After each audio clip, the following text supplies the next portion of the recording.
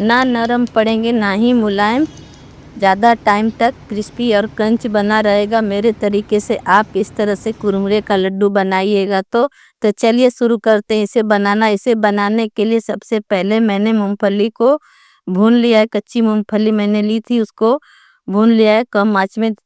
और इसका ऊपर का छिलका हम ठंडा करके निकाल लेंगे। तो चलिए इसे साफ कर लेते हैं। तो देखिए यहाँ पर मैंने अदरक का टुकड़ा ले लिया है। तो 2 इंच का अदरक का टुकड़ा उसे छील लिया है, छील के सुखा लिया है। और इसके बाद देखिए 4-5 इलायची, तो इसी में डाल के इसे हम दरदरा सा पीस लेंगे।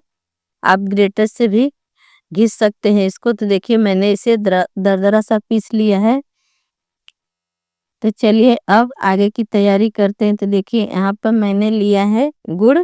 गुड़ मैंने लिया है 1 किलो के करीब। आप जितना चाहें उतना बनाने के लिए गुड़ ले सकते हैं। इसमें कोई माप की कोई ज़रूरत नहीं है। सिर्फ चाशनी पहचानना आना चाहिए। चाशनी आपकी बढ़िया बनेगी तो कुरमुरे के लड्डू बहुत बढ़िया बन जाएंगे। तो कभी नरम और मुलायम नहीं पड़ेंगे। तो देखिए मैंने गुड़ को तोड़ लिया है। अब इसे इस तरह से छोटे टुकड़े कर लेते हैं तो जल्दी से गुड़ पिघल जाता है। तो देखिए इसे हम बड़ी सी कढ़ाई लिए हैं, इस कढ़ाई में डाल देंगे गुड़। अब यहीं पे डालेंगे आधा कप पानी। तो पानी हमें थोड़ा ही डालना है ताकि ज़्यादा टाइम पकाना ना पड़े। और इस तरह से पानी डालेंगे थोड़ा सा और कम आंच पे कर देंगे तो गुड़ सारा मेल्ट हो जाएगा। तो देखिए धीरे धीरे गुड़ मेल्ट हो रहा है। तो आंच को आप कम ही रखिएगा ताकि अंदर से गुड़ जले ना। तो चलिए इस तरह से चला के गुड़ मेल्ट कर लेते हैं। तो आप भी इस तरह से कुरमुरे का लड्डू बनाइए। संक्रांति पे बहुत बढ़िया और परफेक्ट बनता है और मुलायम भी नहीं पड़ता है। आप इसे बनाकर स्टोर भी कर सकते हैं 1 महीने 2 महीने के लिए। तो देखिए अब यहाँ पे हम गैस को कर देंगे तेज आंच और इसको लगातार चलाते हुए इसे पका लेंगे, चाशनी बना लेंगे। तो यहाँ पे ध्यान देना है, चलाएंगे नहीं तो गुड़ उबाल लेता है तो फेंक भी देगा। इसलिए हमें बर्तन भी बड़ा लेना चाहिए और देख रेख में इसे हम पकाएंगे ताकि ना तो जले और ना ही उबाल करके नीचे फेंके। तो इस बात का ध्यान बहुत जरूरी देना है। और चाशनी इस तरह से बनाएंगे ध्यान से तो आपकी चाशनी फेल नहीं होगी और कुरमुरे का लड्डू एकदम परफेक्ट बनेगा। तो देखिए यहाँ पे मैं इसे ऐसे गिरा रही हूँ तो जैसे कि गिराते समय आपको दिख रहा है कि नहीं, एकदम पतला हल्का सा तार गिरने लगेगा। तो जब हवा में ऐसे उड़ता है तार तो समझ लीजिए कि चाशनी हो गई है। और इस तरह से उस तरह से नहीं पता चले तो आप 1 कटोरी में पानी लीजिए और पानी में ऐसे गुड़ को डालेंगे 2-4 बूंद और इस तरह से उंगली से इकट्ठा करेंगे। तो जब इकट्ठा होने लगे तो समझ लीजिए कि हाँ अब चाशनी हो चुकी है। तो ये देखिए थोड़ी सी नरम हल्की सी है, बाकी तो हो चुकी है। और तार भी ऐसे पतले पतले दिख रहे हैं।